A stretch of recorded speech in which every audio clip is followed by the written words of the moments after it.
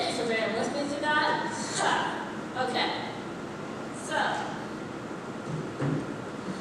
those little moments in your life, those little moments where you're in complete silence, and everything seems right, and everything seems beautiful and wonderful. I have to admit that those moments don't always happen for me. But yet, silence defines my life. It is something that I have to deal with every day, in every way.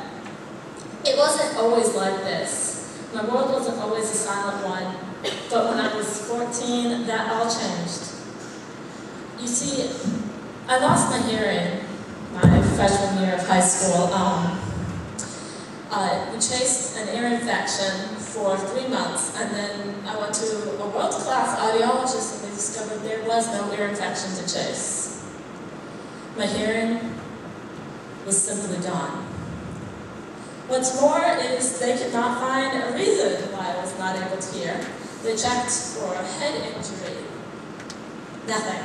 They checked for scarring from hair infections. No, that wasn't it. They checked for disease. Nothing. They even at one point told me it was likely I had a brain tumor or cancer. But yet again, the doctors weren't even able to put a diagnosis to it. Nobody was able to tell me the reason why. The night that the doctors finally gave in and said, well, we can't give you a reason, my sister told me a story, my sister Katie told me a story about two little angels actually, that had been traveling through the countryside. And they came to one family that was very well off, had multiple cattle, cows, lambs, sheep. I think those are the same thing. But they had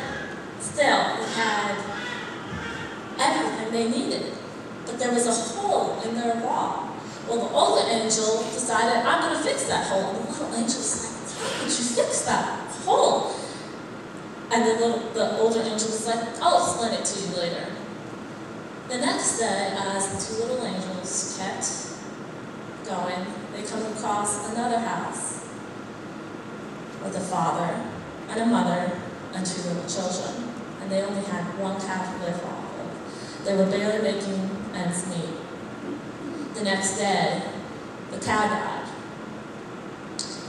Well, on the third day, the little angels were walking through town, and the youngest angel goes, why would you take the cow from a family who could barely make ends meet, and why would you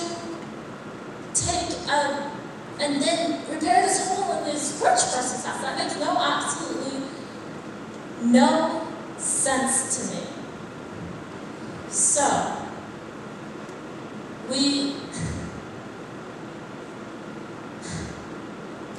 the older angel said, well, what you didn't realize is in the hole in the wall, there was gold in it.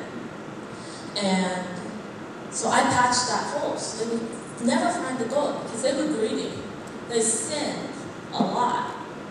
Well, then the little angel was like, well, then why did you take the cow? You could have bargained with God to not take the cow. And the older angel was like, well, wait a second. Did you know that the father was supposed to die instead of the cow? I bargained with God to take the cow instead of the father. So as you can see, although it's not always immediately apparent to us, there is a reason for everything. Well, I've had people offer me multiple reasons as to why I lost my hearing. My great aunt once told me my horrible posture was to blame. I was most definitely pinching nerves and preventing blood flow to my brain. I've been told that the devil was possessing me because I had sinned so greatly that I needed to be punished. And the only explanation I had was that sound had simply abandoned me. I had no reason to produce sound. I had no reason to pursue it. I quit choir. I stopped listening to music. I, all in all, stopped listening. And I started talking. Quite a lot, actually.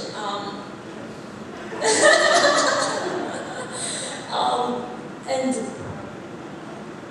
I started talking because I didn't want the silence. I was missing over 70% of my hearing.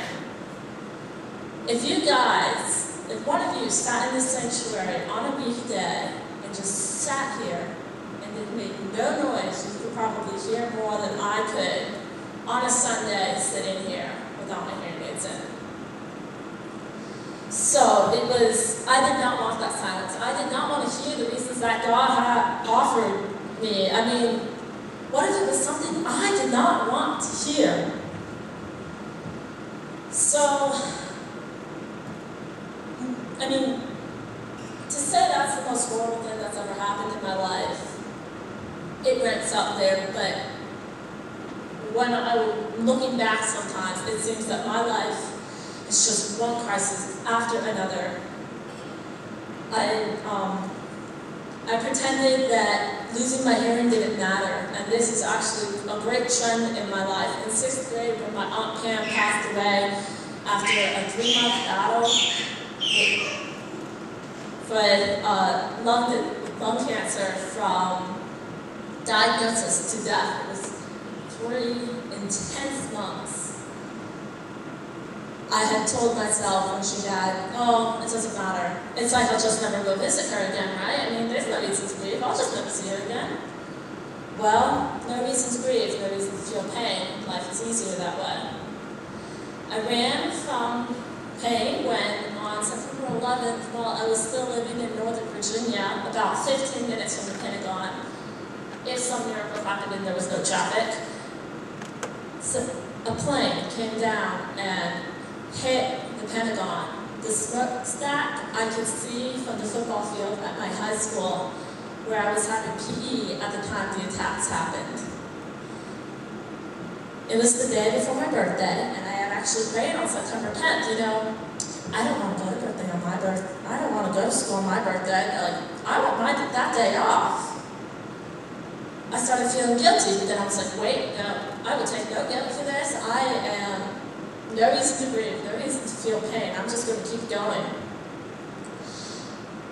And still to this day, I still get afraid when I see a plane flying. And I flinch, and I'm afraid it's going to crash down. It's going to be hijacked and crash down right next to me. I still freak out whenever I don't go to Home Depot. I have stopped going to Home Depot because I'm afraid that some crazy man with a jihad from his ex-wife, his Christian ex-wife, is going to start shooting people down in the parking lot with no rhyme or reason. I pushed the people away in fear of losing them, just like I did when my best friend collapsed and died in her kitchen when we were 15. I freak out slightly whenever I see a cop car slowly patrolling the streets in fear that they have to go tell somebody that their sister is dead, just like they had to tell me. I mean, I didn't grieve. I refused to feel pain. I would cry at times. Oh, sure, I cried a lot, but I did not grieve. I did not move on. I did not call out for help. I let it fester. I let it all build up into me until finally January 14th, 2010. I was in Conch, Haiti, waiting. I was waiting to flee the country that had just been struck by a horrific earthquake just days before. An earthquake that had almost completely leveled Port-au-Prince, the capital city. I mean, you guys have all seen the pictures. It was a horrible thing to be only a few miles away and not be able to do anything about it.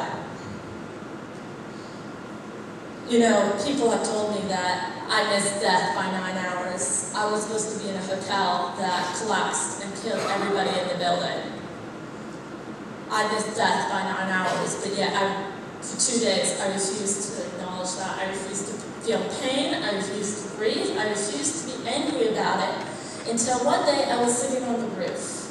Because me and my friends who were on this mission trip what we would do all day while we were waiting to leave is we would sit on the roof and wait for the sun, just begging the sun, take all this energy out of us. Please let us sleep.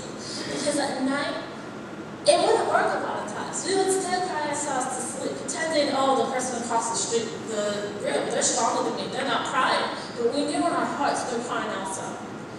Everybody was crying themselves to sleep in fear that we were going to run out of food, we were going to run out of water.